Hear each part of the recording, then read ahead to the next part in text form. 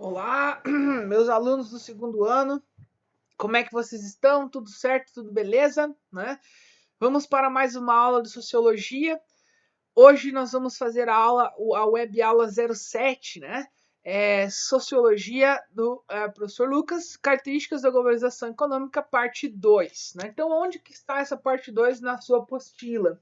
Então você pode pegar ali, ó, eu vou fazer na página 18, né? Ali tem os textos, eu tirei os textos da apostila, joguei para os slides, então caso você queira acompanhar, você pode pegar a sua apostila aí, apostila 6, página 18, e acompanhar, né? Então, os textos estão nos slides também, caso você queira só assistir ali, né? E vamos lá, vamos para mais uma aula de características da globalização econômica, né? E aí eu tenho, no final do vídeo, eu tenho uma dica para vocês aí, para vocês assistirem, né? Uma coisa bem massa que eu gosto pra caramba. Beleza, pô? Mas, né? Esperem chegar lá que eu falo para vocês. Beleza? Vamos lá então. O título da aula, né? Assim, o subtítulo da aula será a opção entre liberdade de comércio ou protecionismo e formação dos blocos econômicos, né? Então acontece. Ah, essa parte da apostila ele vai trabalhar a questão, né, de como se dão as relações comerciais do capital dentro da questão da globalização, no caso. E ele cita, então, uma questão chamada de barreiras alfandegárias. Né? E é uma coisa que eu queria entrar com destaque nisso, até para falar um pouco do momento que nós estamos vivendo. Mas primeiro vamos para o texto, vamos ver o que o texto nos fala, e aí eu explico para vocês, faço uma contextualização geral aí da nossa aula, né, para o nosso tempo atual, no caso, né? Então ele fala assim, ó, um país pode estabelecer barreiras alfandegárias e sanitárias e a entrada de produtos em seu território, né? Então a gente chama isso de fronteira, né? Na fronteira você tem um controle, né, dessa, a gente chama de barreiras alfandegárias, é a nossa fronteira. Aqui no Paraguai nós temos a Receita Federal ali que faz, né, esse controle de entrada e saída de mercadorias e de pessoas, né? Ali do país vizinho. Né? Então, aqui na nossa região, Foz do Iguaçu, você tem ali bastante fluxo de pessoas de outros países. Mas como que se faz esse controle? Como que é esse controle, no caso? Faz parte da globalização isso? Com certeza que faz, né? Então ele fala assim, as barreiras alfandegárias são as taxas que um produto deve pagar no momento em que entra num país, né? Dessa forma, o seu preço para os consumidores locais fica mais elevado. O que quer dizer isso daí? É questão do imposto, né, galera? Então assim, ó, por que a gente vai comprar no Paraguai, por exemplo? Você chega lá a comprar porque o Paraguai atribui um valor de imposto menor do que nós no Brasil. Então nós vamos para lá para pagar um pouco mais barato sobre os produtos. O problema é que você tem que declarar esses produtos na Receita Federal ali na alfândega, no caso, né? Então ali há um controle que eles fazem sobre isso.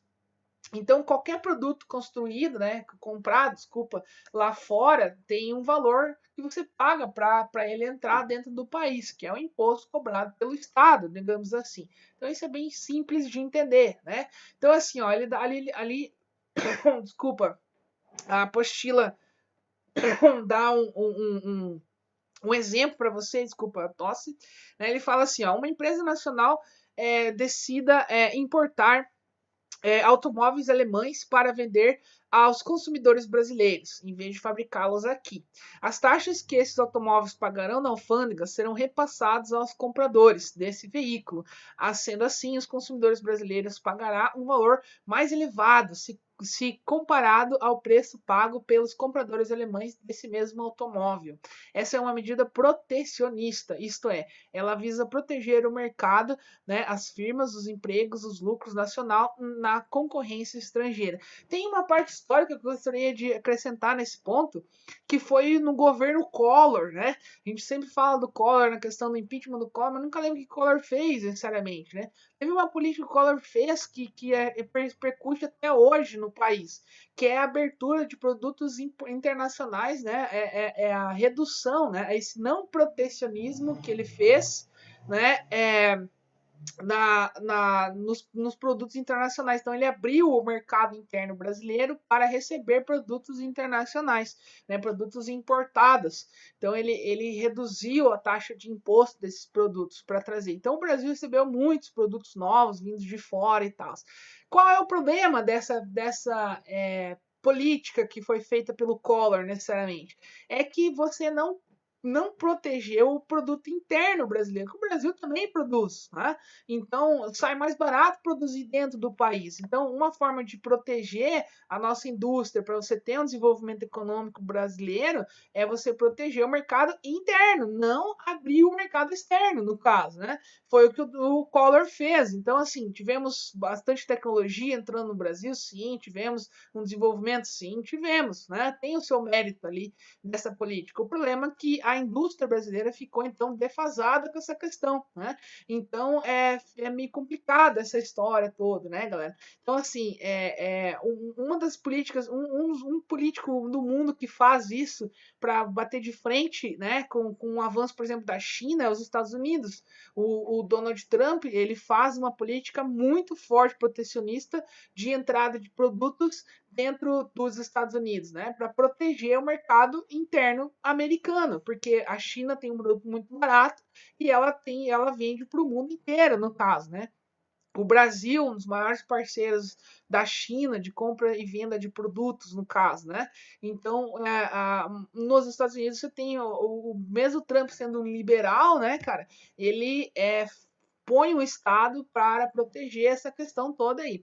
Então, todos os países fazem isso, né? E uma coisa que eu gostaria de falar seria o próximo item na questão sanitárias, né? Eu acho interessante falar isso porque nós estamos vendo aí o Covid-19, né? Então, ali, ó, a apostila coloca na questão alimentícia, mas sanitário não é só alimentício, né? Envolve um monte de questões, como questões de doença, né? Questões. Desculpa, o meu celular despertou aqui, galera. Com questões assim de doenças, de fluxo de pessoas, de um monte de coisa, né? Então ele fala em condições de higiene também, né? Então, assim, ó, por exemplo, o Paraguai, né? Ele fechou totalmente a entrada de brasileiros lá dentro, né? O Paraguai tá aberto lá, as lojas estão funcionando e tal, mas brasileiros não podem ir lá, né? Por quê? Porque há uma barreira sanitária para evitar a proliferação do Covid-19. Vários países fecharam suas fronteiras, né? Muitos países já estão com as fronteiras fechadas para o fluxo migratório por causa dessa questão sanitária. Então, isso é uma forma de barreira também de protecionismo interno, né, da sua população. Ali no exemplo da apostila, ele coloca a questão da alimentação, dos alimentos, né? Carne bovina exportada pelo Brasil. Os Estados Unidos utilizam com frequência essas barreiras com os propósitos de limitar a entrada de produtos alimentícios provenientes de países latino-americanos em seu mercado interno. Por isso, os Estados Unidos estabelecem barreiras de natureza técnica, afirmando, por exemplo, que a carne brasileira não apresenta condições de higiene adequadas aos seus consumidores, né?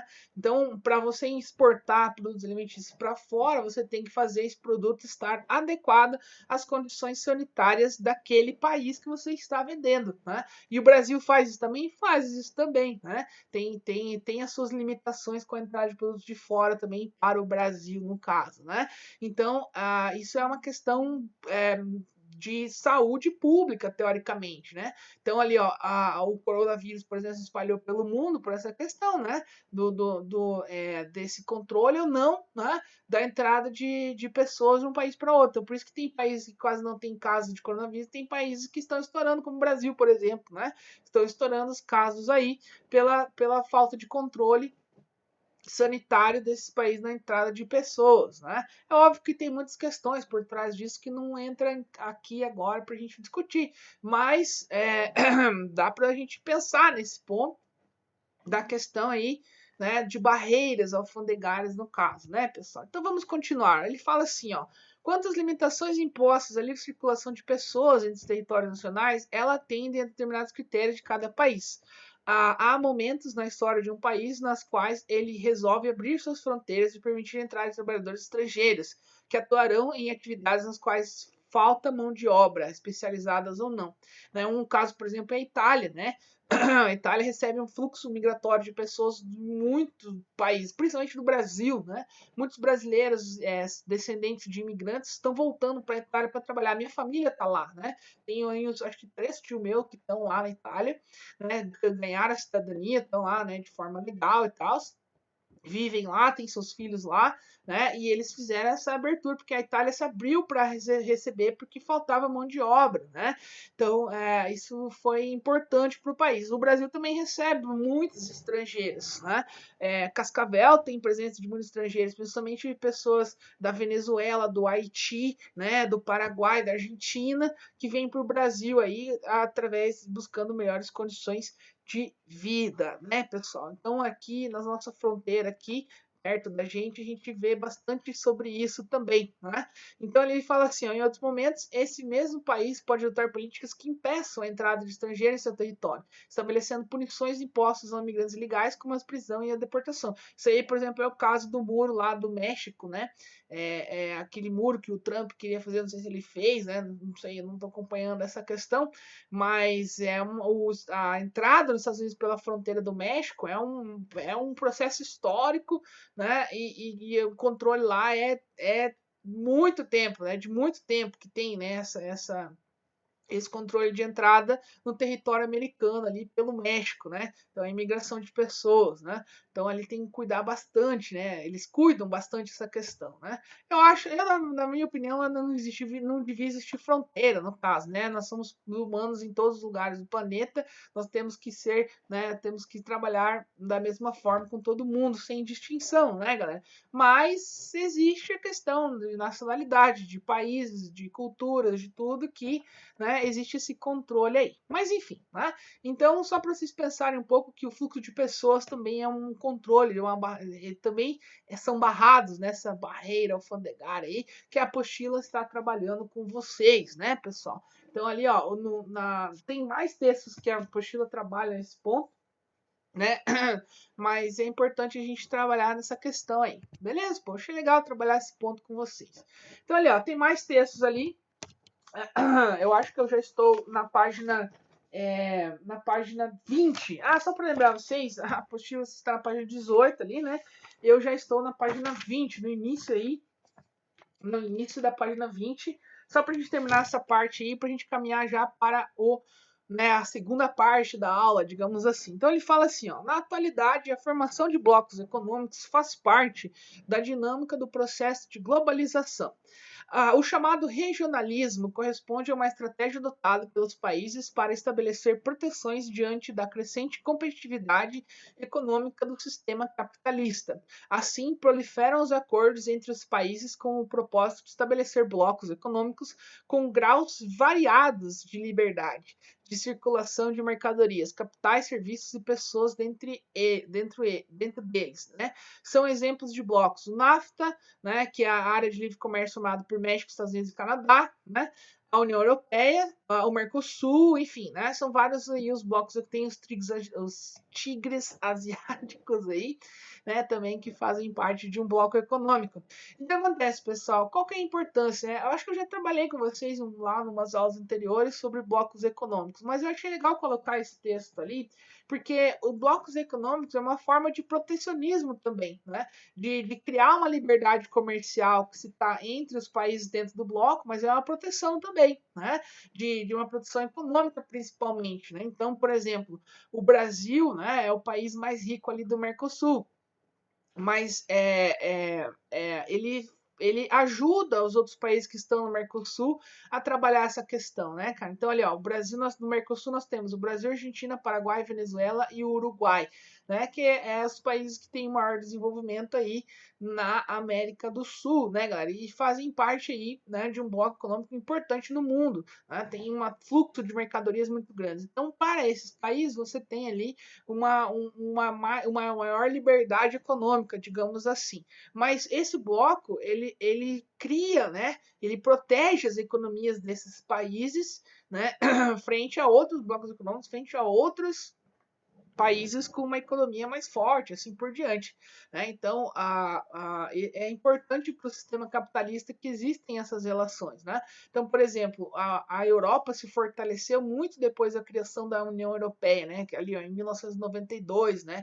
Porque antes você tinha ali muitas fronteiras, muitos tipos de impostos, muitos tipos de protecionismo, muitos diferenciados, né? Então isso dificultava o crescimento econômico de países da Europa. E a inserção deles na União Europeia fez com que tivesse um maior liberalismo econômico, uma liberdade econômica entre esses países, né? E aí você cria um maior desenvolvimento das pessoas, da sociedade, de fluxo de mercadorias, de tudo. Então é muito importante isso, né? Então a apostila chama isso de regionalismo, né, galera? Então é muito bom isso aí para os países, né, entrarem em blocos econômicos para você ter um maior desenvolvimento da sociedade como um todo e de suas moedas também, né? Então isso é importante aí. Beleza, pô? Bem fácil, bem simples.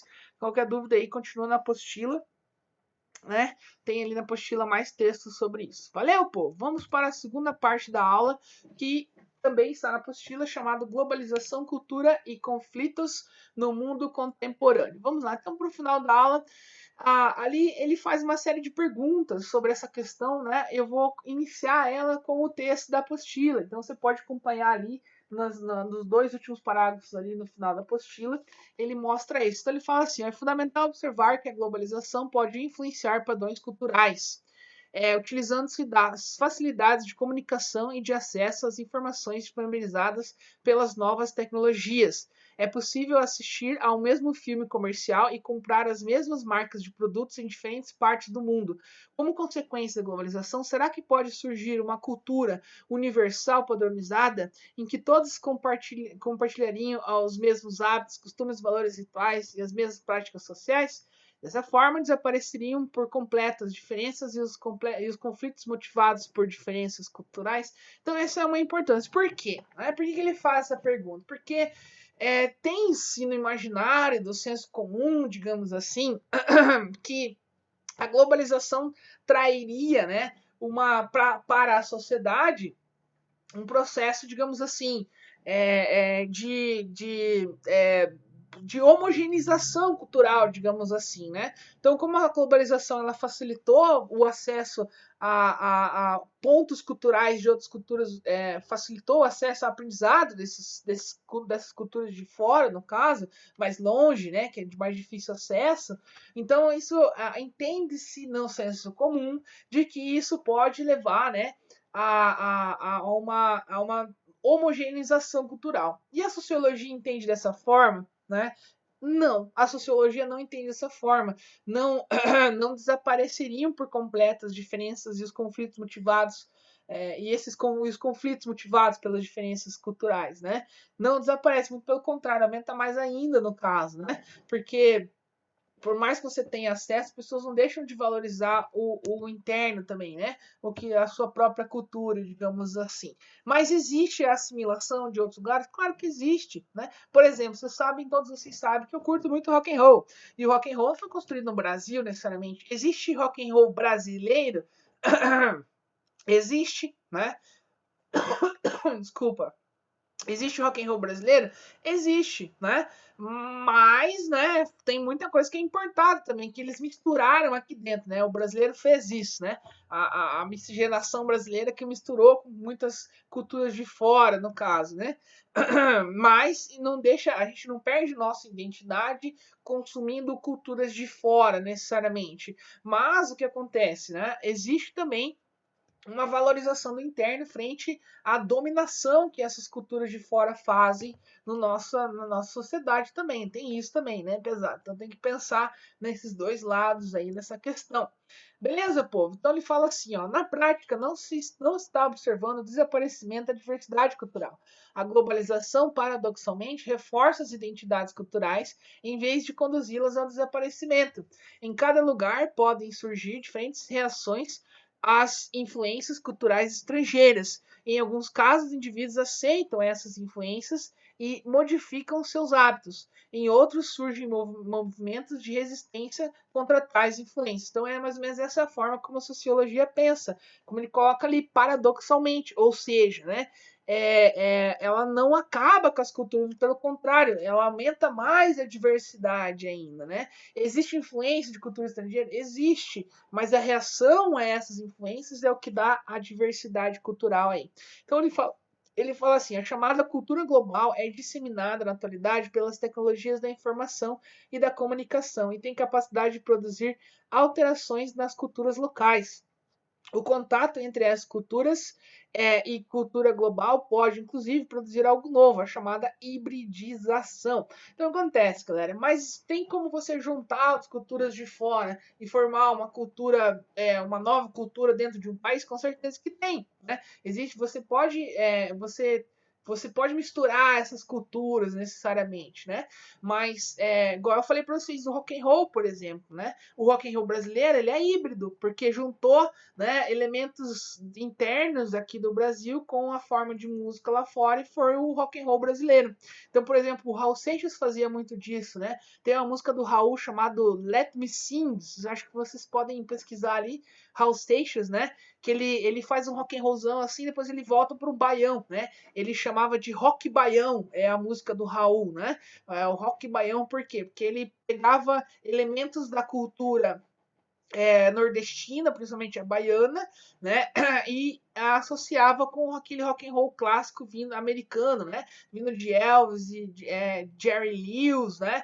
Jerry Lee Lewis, assim, vários outros compositores de fora, e ele formou então o rock baião, né? Que é muito importante. Na ponte de vocês traz a Nação Zumbi, se eu não me engano, né? Chico Sainz e Nação Zumbi, que também eles têm também essa questão do mangue, né? O mangue beat que fala, né? Que é uma mistura aí da música, música de fora com a questão, né? Da realidade deles no Nordeste, no caso, né?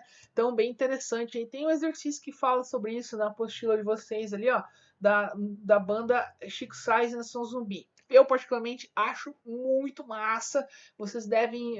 Eu gostaria que vocês procurassem aí, né, essa questão aí da banda Nação Zumbi também. Então, Raul Seixas, tem vários outros artistas brasileiros que fazem essa hibridização que eu acho legal. Existe resistência a isso? Existe, né? Então, nada impede, você pode consumir culturas de fora, né, pesado, mas tem sempre valorizar o interno também, que vale a pena.